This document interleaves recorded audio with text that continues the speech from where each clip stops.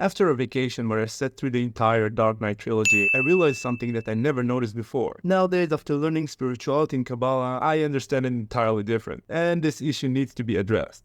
Fast. Hi, I am the Accepted. For the past decade, I've devoted myself to studying spirituality and mysticism through Kabbalah teachings and spiritual guidance, realizing how much the world needs enlightenment and understanding of the phenomena occurring around us. I've decided to start posting weekly videos to shed some light on the most recent events. A word of caution, this video is going to be a little bit hard to hear, but I promised you the truth on this channel and I'm going to stick to my word. First of all, we need to understand what's behind Bruce Wayne's philosophy. Batman isn't Batman without Bruce Wayne. So a little disclaimer, this video is about spirituality, not about comics, and I won't go into every little detail or version of the comics. Bruce Wayne lost his parents at a young age. He decided to take that pain and use it.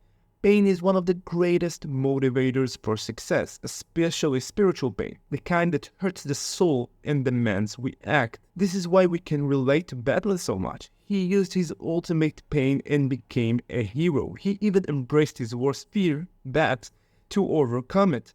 Bruce Wayne symbolizes things we all wish we could be. Focused, determined, and guided by higher morals. But this is where things starts to crack. In comics, most heroes don't kill. They believe good people don't take life. Bad people do. Batman's entire motive for not killing is based on his belief that if he kills a criminal, he's no better than them, and he might fall into a dark path. He has the power to destroy life, but chooses to give them a chance to turn the life around.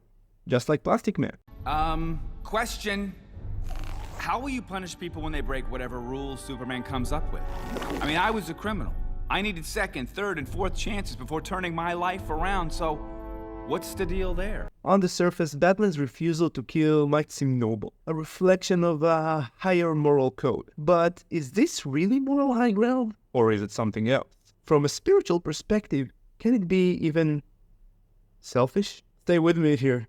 This was a doozy. Let's take a step back and look at this through a different lens, one shaped by spirituality. Kabbalah teaches us that every person has a role in reality. That role is tied to their soul's purpose. Some souls are drawn to positivity and life, while others, unfortunately, are drawn towards destruction. This isn't just about upbringing or environment, it's spiritual. That's why we can see people rise from the hardest conditions and still live morally sound life, while others, despite being raised in privilege and comfort, may turn to crime or chaos. It's a matter of the soul's spiritual journey. Let's dive a bit deeper. Some souls in this world are simply drawn to bad things because bad is a necessity in reality. Why? That's a great question. We'll answer it in the future when we'll talk about good and bad in the world. But this is why people like Genghis Khan, who embraced death and destruction, existed in the first place. He saw his purpose as wreaking havoc, which aligns perfectly with his legendary saying, I am the punishment of God. If you had not committed great sins, God would not have sent a punishment like me upon you. His soul pushed him to do exactly that, being a destructive force of nature. And he was one of the most vicious conquerors in the history of the world. This might be uncomfortable to admit, but these kinds of souls do exist. This brings us back to Batman. By not killing villains like the Joker who are drawn to destruction, Batman allows chaos to continue. In refusing to end the Joker's life, Batman is selfishly clinging to his own sense of moral superiority, even though people die because of it. No more!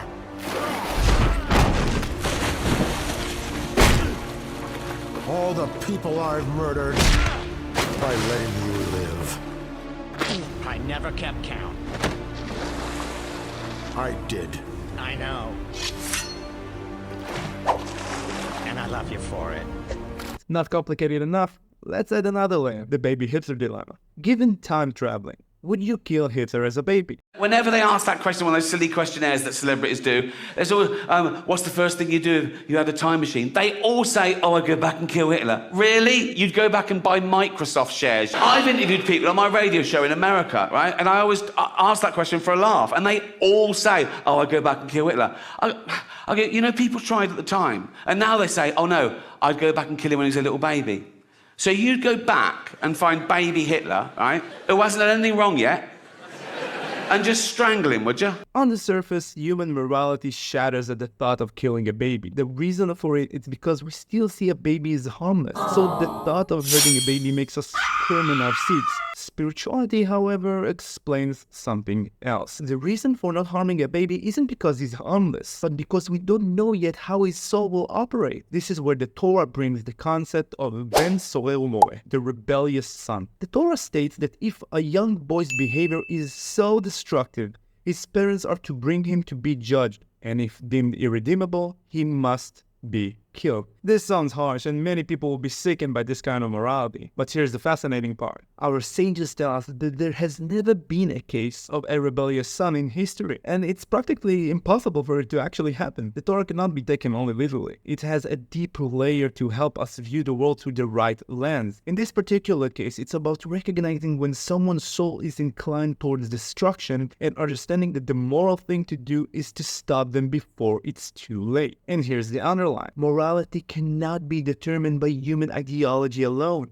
This is where spirituality enters. Just think about the way our justice system operates. Police can act until a crime has already been committed, even if they know someone is planning to do something horrible. If there was no action, they cannot act. Why? Because the world doesn't fully grasp the concept of spirituality. Our justice system, based on human laws, is broken. It's reactive, not proactive. We can't prevent harm before it happens because we don't see the full picture yet. Spirituality, on the other hand, teaches us to perceive beyond the physical act, to see the deeper layer of someone's essence. Only then can we truly keep people safe. Sometimes what we think is mercy can lead to cruelty. As the famous saying goes, he who is merciful to the cruel will eventually be cruel to the merciful. You can check it out yourself. This is the law of nature. By sparing someone whose purpose is destruction, even if he seems innocent, we risk hurting real innocence. This is why morality isn't something that we can dictate on our own. Batman refuses to see this. By sparing the Joker, he's allowing destruction to continue.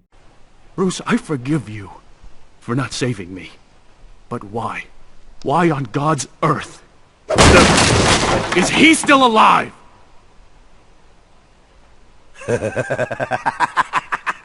Ignoring what he's done in the past. Blindly, stupidly disregarding the entire graveyards he's filled. The thousands who have suffered. The friends he's crippled. You don't understand. I don't think you've ever understood. What? What, your moral code just won't allow for that? It's too hard to cross that line? No! God Almighty, no! It'd be too damned easy. A day doesn't go by when I don't think about subjecting him to every horrendous torture he's dealt out to others, and then end him. But if I do that, if I allow myself to go down into that place, I'll never come back. Why? I'm not talking about killing Penguin, or Scarecrow, or Dent. I'm talking about him. Just him. I can't. I'm sorry. But even more than that, from a spiritual perspective, denying someone his purpose, like the Joker purpose for them, is, in a way, immoral. Morals must be shaped by a higher spiritual truth, not by rigid human ideologies. But let me be clear, this doesn't mean we take justice into our own hands. We need to be very careful because this idea can easily be misunderstood. But this is a democracy, Harvey. When their enemies were at the gates, the Romans would suspend democracy and appoint one man to protect the city. And it wasn't considered an honor, it was considered a public service. Harvey, the last man that they appointed to protect the Republic was named Caesar, and he never gave up his power. Okay, fine. You either die a hero, or you live long enough to see yourself become the villain. We're not saying every wrongdoer should die. The Joker is a unique example, someone whose soul clearly worships death, as seen as in actions, words, and intentions. I thought I'd try a game on easy mode for once, and it was as easy as beating a puppy to death with a kitten!